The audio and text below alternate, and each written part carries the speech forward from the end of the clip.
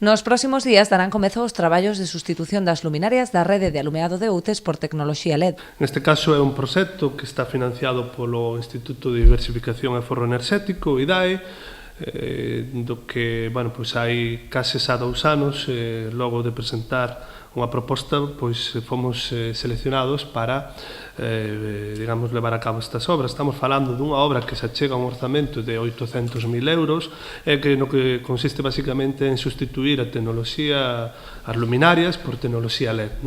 Isto que vai supoñer? Vai supoñer un aforro do punto de vista enerxético, por tanto, unha mellora medioambiental na medida en que utilizaremos menos enerxía, pero tamén un aforro económico na factura que paga o propio Concello en materia de alumeado público.